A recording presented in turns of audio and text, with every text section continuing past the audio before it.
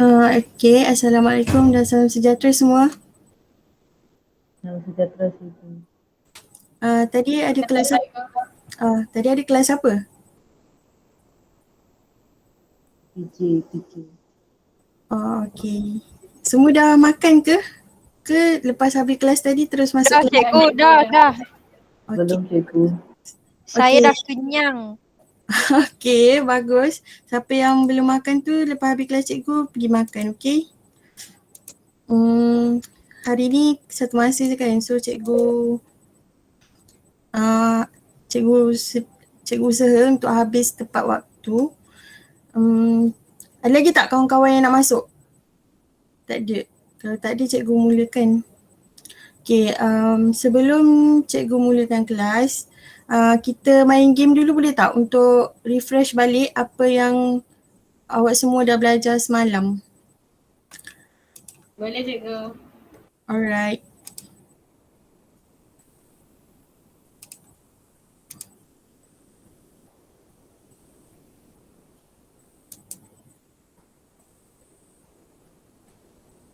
Okay, nampak tak yang cikgu present?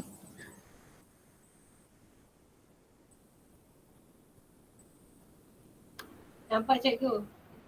Okay, ni word search. Jadi awak semua kena cari langkah-langkah pembangunan produk yang kita dah belajar semalam. Cikgu letak 5 je. Jadi cikgu nak awak semua cari. Awak bagi tahu je kat mana, nanti cikgu tekan yang mana satu. Okay, kita mulakan sekarang, okay?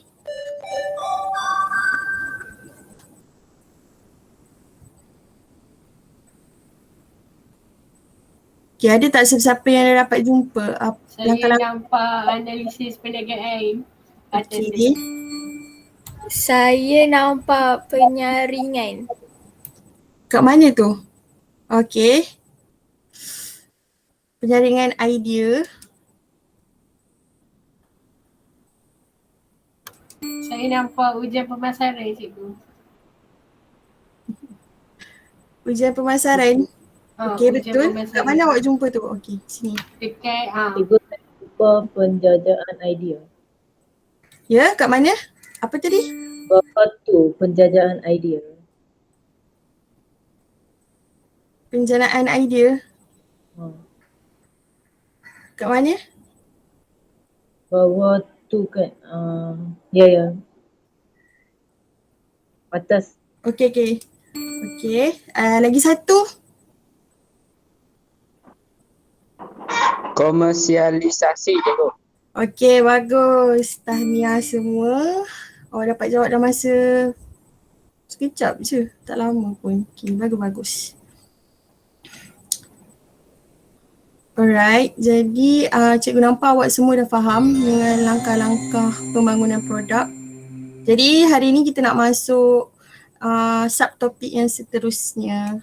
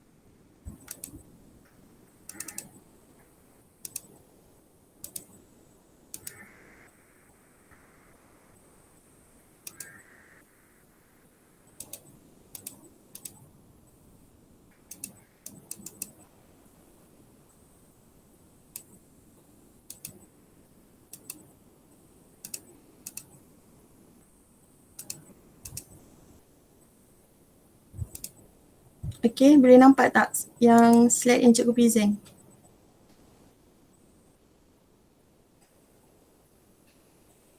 Nampak cikgu. Okay, kejap ambil masa lama sikit.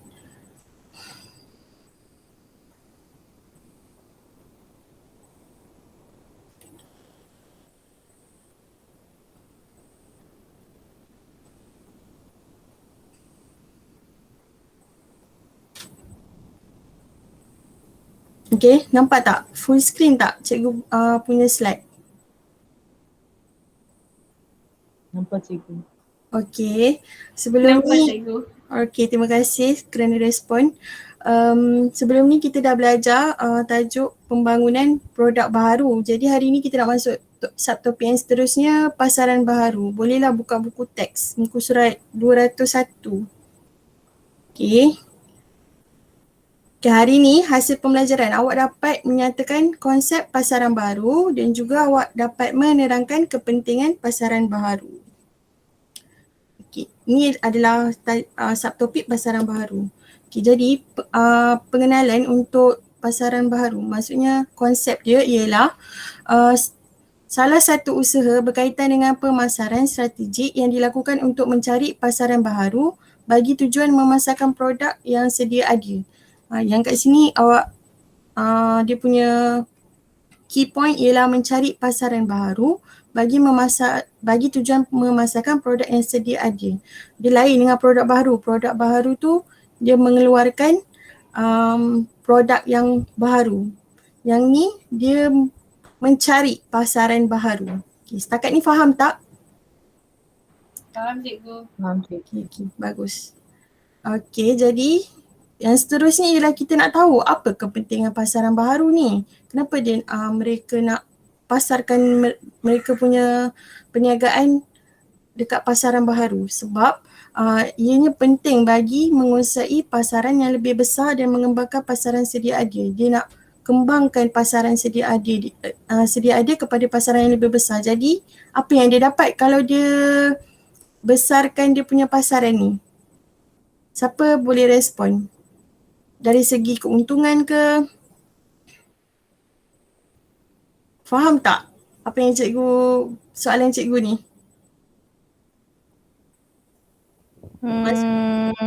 Dia dapat untung lah cikgu. Dia dapat perluaskan perniagaan dia. Okey, betul. Terima kasih. Betul apa yang awak jawab tu. Jadi kalau dia besarkan pasaran dia, dia dapat untung lebih besar dan juga ramai pelanggan dia boleh dapat. Okay, seterusnya ialah pasaran baharu ni membantu mewujudkan peluang pasaran serta mengelakkan daripada terlibat dari pasaran tepu.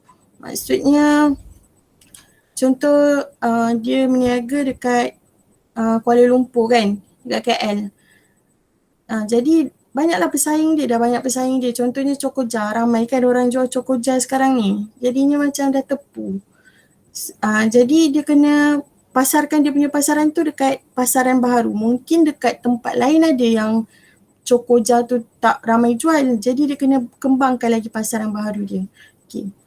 Faham? Alamak. Kat sini cikgu ada typo. Sekejap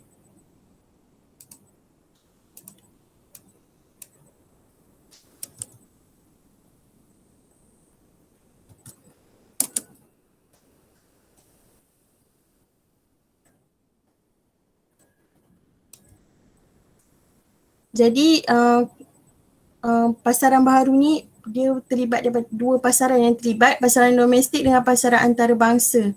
Mereka boleh terokai bagaimana untuk besarkan pasaran mereka.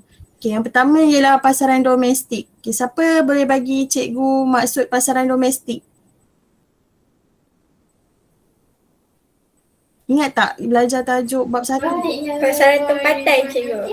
Okey, betul. Pasaran tempatan. Dia ada 3 kan? Apa, boleh tak siapa-siapa bagi tahu cikgu apa 3 tu dalam pasaran domestik?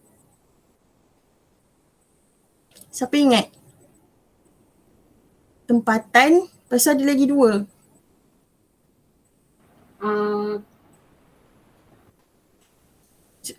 Sebut je, salah pun tak apa. Cikgu betulkan.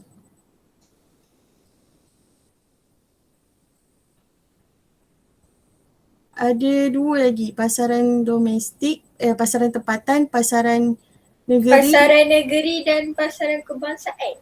Okey, betul. Tahniah. Okey, betul. Pasaran domestik ni dia dalam negara kita sahaja. Macam tu. Okey, siapa boleh bagi contoh dekat cikgu pasaran perniagaan apa yang dijalankan secara pasaran domestik? Boleh tak siapa-siapa? Seorang ke? Kalau dekat kelas cikgu memang banyak tanya tau. Jadi bersedialah untuk respon apa yang cikgu tanya.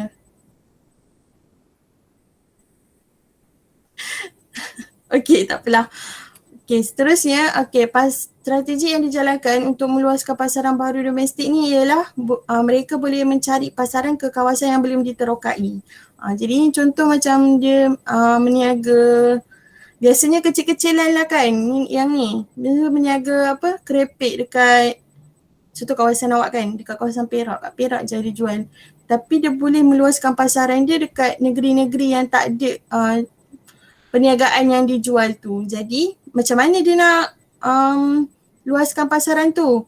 Iaitu dengan menyertai expo atau pameran perniagaan yang dilakukan di sesuatu kawasan. Jadinya expo ni macam awak tengok gambar ni, dia macam banyak-banyak booth. Dia macam banyak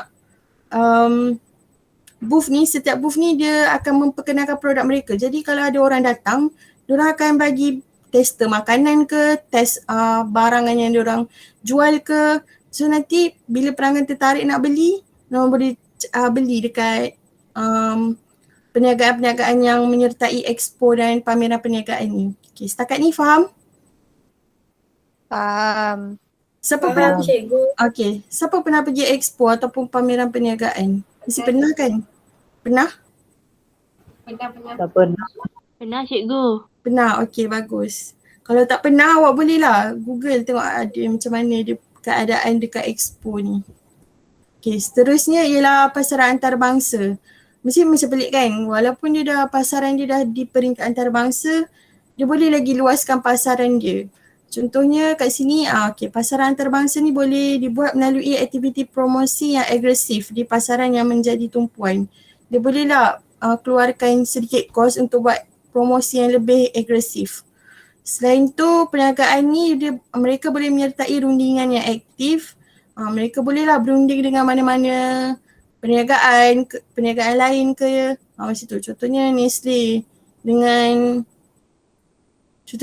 Nestle dengan syarikat makanan yang lain yang kecil-kecilan. Jadi diorang nak diorang boleh buat hubungan dua hala ataupun usaha sama. Dah pernah belajar kan usaha sama ni, macam mereka berganding untuk meluaskan pasaran mereka ke luar negara.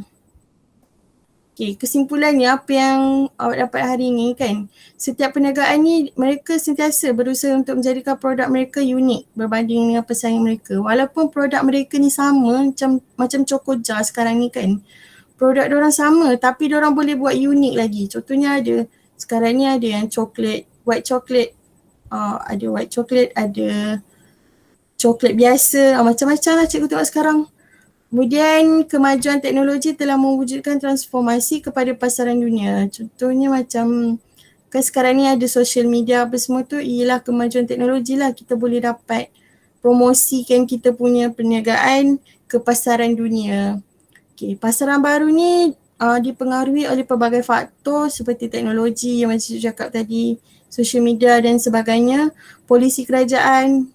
Maksudnya setiap kerajaan, setiap negara mereka ada undang-undang kan, jadi ada undang-undang pasal perniagaan apa semua, tak boleh jual ni, boleh jual ni. Kita pelbagai faktor lah yang menyebabkan kita boleh meluaskan pasaran dan sebagainya. Okay, dan perubahan persekitaran, contohnya perubahan peredaran zaman lah. Sekarang ni kan makin lama makin maju, jadi macam-macam lah orang buat perniagaan sekarang ni. Okay, seterusnya dan akhir sekali, pasaran antarabangsa ni dapat dibentuk melalui kerjasama erat yang macam cikgu cakap tadi tu lah, yang dijalinkan dengan semua pihak termasuk pihak kerajaan dan organisasi perniagaan. Okay, jadi ada apa-apa soalan? Kalau kurang faham, cikgu boleh ulang balik. Tak ada. Kalau tak ada, cakap tak ada. Kalau ada, cakap ada. Tak ada cikgu. Tak ada cikgu. Okay, kalau tak ada, macam biasa lah, kita buat quiz dulu. Sekejap.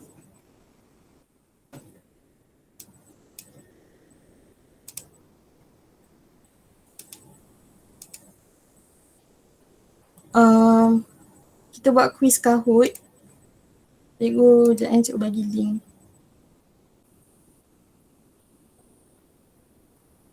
Ada 5 soalan je.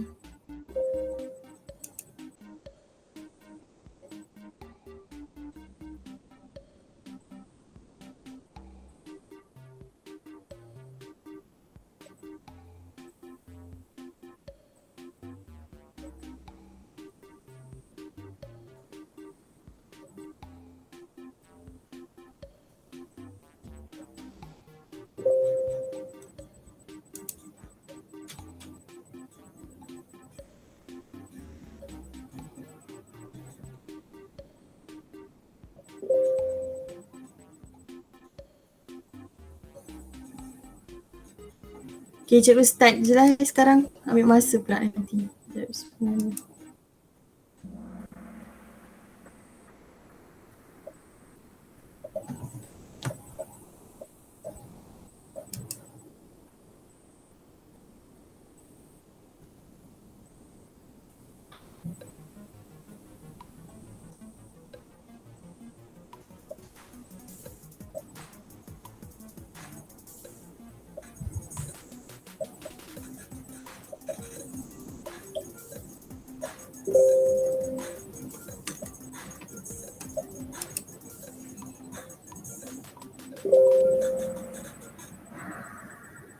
Okay.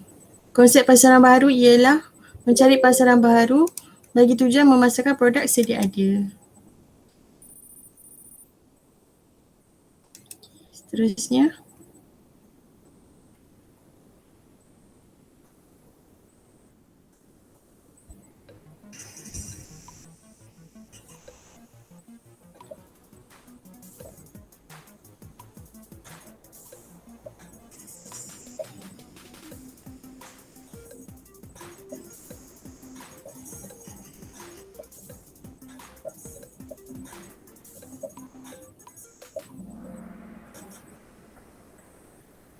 Okey, kepentingan pasaran baru ialah kecuali tidak dapat mengembangkan pasaran ke peringkat antarabangsa.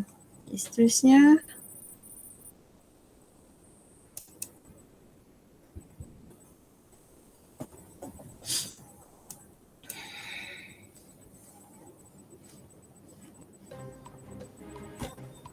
Konsep pasaran baru dalam pasaran domestik ialah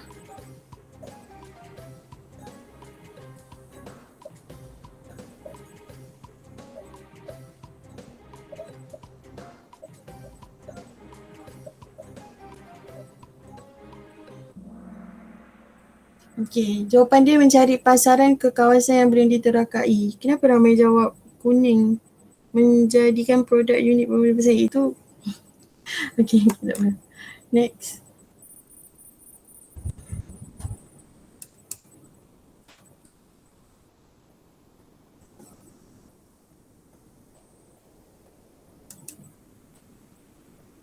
Konsep pasaran antarabangsa ialah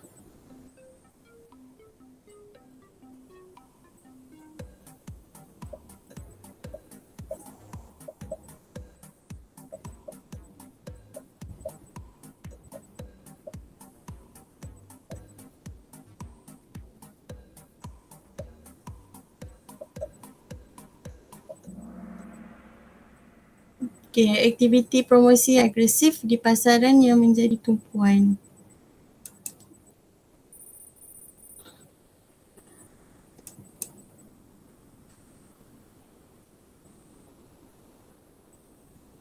Pasaran baru boleh diterokai dari pasaran apa? Kecuali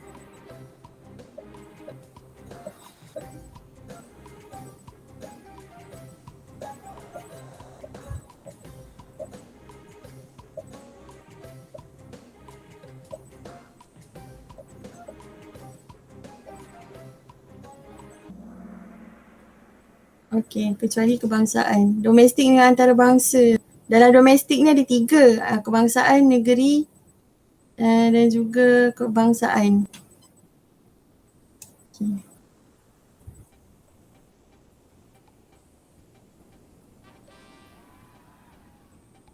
Tahniah siapa yang dapat top 3, Aidil, Yumni dan